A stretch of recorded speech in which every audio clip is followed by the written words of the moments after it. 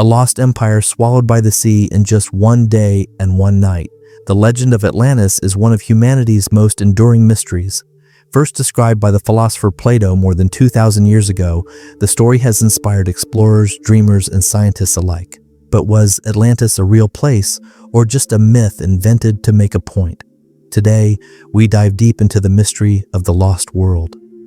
Plato's account of Atlantis comes from his dialogues Timaeus and Critias. In them, he describes a mighty civilization that once existed beyond the Pillars of Hercules, what we now call the Strait of Gibraltar. According to his story, Atlantis was larger than Libya and Asia combined. It was a land of vast wealth and power, with fertile plains, towering mountains, and a capital city unlike any the world had ever seen. And that city was said to be built in a series of concentric rings, alternating circles of land and water, connected by bridges and canals. At its very center stood a magnificent temple dedicated to Poseidon, glittering with silver, ivory, and gold. Its rulers commanded a great navy, trading across the seas and projecting their influence throughout the known world. But as Plato tells it, the Atlanteans grew arrogant. Their thirst for conquest drove them to wage war against Athens and other states. In response to this corruption, the gods punished them. In a single violent day and night, Atlantis was struck by earthquakes and floods, and the entire island vanished beneath the sea. For centuries, people have wondered whether this story was history or allegory. Did Plato preserve the memory of a real disaster, or was he using a tale of a lost civilization to warn about the dangers of hubris and greed? Theories about the location of Atlantis have taken explorers across the globe. One of the most famous points to the island of Santorini in Greece, around 1600 BC, the volcanic island of Thera erupted with catastrophic force.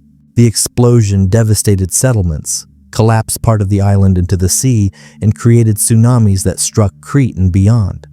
To some, this event echoes Plato's account, an advanced Aegean civilization, destroyed in a single cataclysm. Others turn their gaze to the Bahamas. Off the coast, divers discovered the Bimini Road, large stone formations under the sea. Some claim these are the remains of ancient walls or roads built by a forgotten civilization. Critics argue they are nothing more than natural rock formations shaped by erosion. Then there is the Sahara Desert. From above, the Richat structure, also called the Eye of the Sahara, looks strikingly similar to Plato's description of concentric rings. Could this once have been a thriving land, later swallowed by shifting climates and desert sands? Another theory points to Antarctica. Some suggest that Atlantis lies buried beneath its ice sheets, hidden for thousands of years by shifting poles or dramatic changes in Earth's geography. While this idea lacks solid evidence, it keeps fueling the imagination of adventurers and conspiracy theorists alike. Supporters of Atlantis often cite intriguing clues. For example, the Peary Race map of the 16th century, which shows coastlines of South America and Antarctica with surprising accuracy. How could cartographers of the time know these details without access to older, forgotten sources? Could this knowledge have survived from Atlantis itself? Flood myths also appear across the world. From Mesopotamia's Epic of Gilgamesh to the biblical Great Flood, to Hindu legends of Dwarka and Native American stories of drowned lands, many cultures speak of civilizations swept away by water. Is Atlantis just one version of a memory shared by humanity? Still, skeptics remind us of the problems. Modern geology tells us that continents cannot suddenly sink into the ocean in a single night. Plate tectonics move slowly over millions of years. There is no evidence for a massive sunken continent beneath the Atlantic. To many scholars, Plato's tale was never meant to be taken literally. They argue that Atlantis was a metaphor.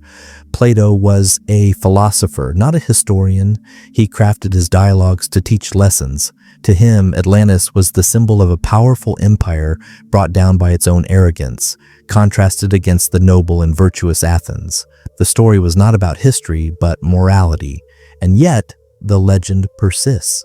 New theories continue to appear. Some imagine the Atlanteans as guardians of advanced technologies, perhaps based on crystals or unknown sciences.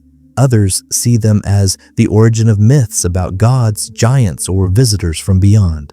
For many, Atlantis is not just about history, but about mystery. the possibility of lost knowledge waiting to be rediscovered. So what was Atlantis? Was it a real place destroyed in a cataclysm? A distorted memory of disasters like the eruption of Thera? A symbolic story meant to teach Plato's philosophy? Or something stranger still? Perhaps we will never know for certain. But maybe that is the power of the legend. Atlantis is more than a sunken city. It is an idea, a mirror reflecting our dreams of perfect societies, our fears of sudden catastrophe, and our endless curiosity about the past. As long as people search for answers, the mystery of Atlantis will live on. Myth or reality, the truth, it seems, still waits beneath the waves.